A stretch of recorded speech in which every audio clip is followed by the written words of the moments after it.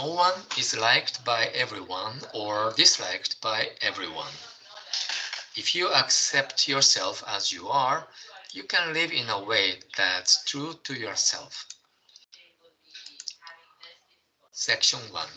The vain wish to always look good makes your life difficult. The English word person comes from the Latin persona. Persona means mask, so the implication is that human beings are creatures that wear masks. When I first learned this in high school English class, it was a huge shock.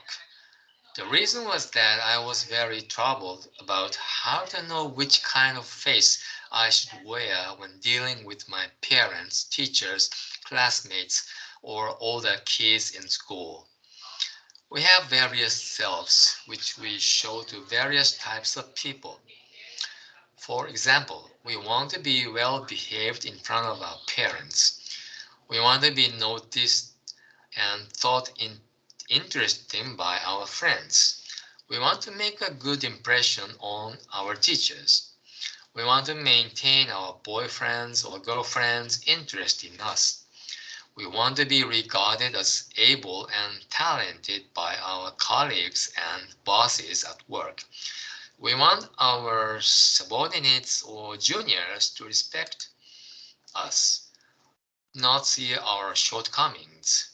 We want to be seen as good fathers or mothers by our children and our neighbors. These wishes represent a kind of vanity on our part, the desire to look good. In order to satisfy this vanity of ours, we wear various different masks depending on the context and the person we are dealing with. When we become able to use the different masks skillfully, we are said to have become adults. But if we are too concerned about looking good and wear too many masks for too long, we lose sight of our true face. When we do that, we no longer know just who or what we are, and sometimes lose sight of what we are really seeking and what we really want to do with our lives, and thus ultimately lose the power to live. I received the following letter asking for help from a woman in her 30s who was a reader of my email newsletter. Ever since childhood, I've spent my life suppressing my true feelings. I considered things not from the standpoint of what I wanted to do, but from the standpoint of what those around me wanted me to do. When someone asked me, what has really aroused your enthusiasm in your life so far? I had no answer. I realized then for the first time that in my life I was only concerned with how I was regarded by those around me. I was always anxious, fearful, and lacking in self-confidence, so I would pretend to be confident, moving further and further away from my true feelings. This woman had lived forcing herself to wear a mask in order to please those around her. Still, she was always afraid of the eyes of others, and her feelings of unease never left her. Then one day she came to realize that she no longer knew which was the mask and which was her true face. And it's not her problem alone. We too can feel stifled when we force ourselves to wear a mask too long.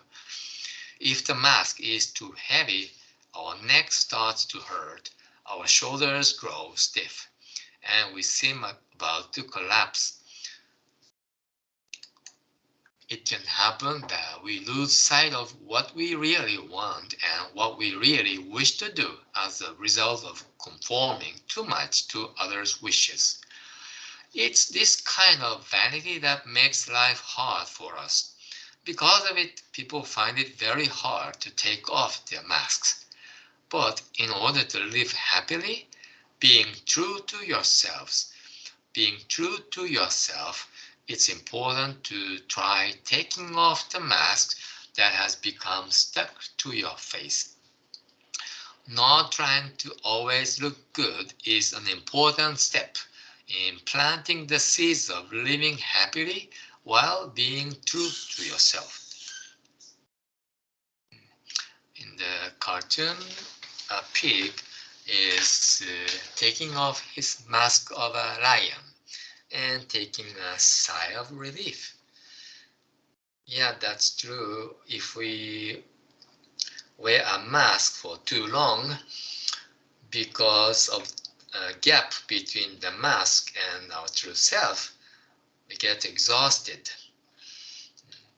So sometimes that's why we need to unwind and sit back and relax. So it's important to adjust other people's wish so that other people will feel good. That's act of giving. So balance is of course important.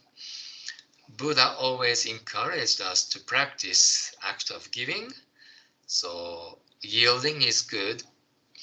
Adjusting ourselves is good to the needs of other people. But we should go middle way. If it's too much, we get exhausted and then it hurts ourselves. So self-compassion is important. So we should always remind ourselves that benefiting ourselves by benefiting others. So we should always seek for mutual happiness. We don't need to sacrifice ourselves too much for the sake of other people's well-being. So I think that's the message of this chapter. Okay, good job, everyone. That's the end of today's afternoon recitation, meditation practice. Have a good evening and see you next time. Bye-bye.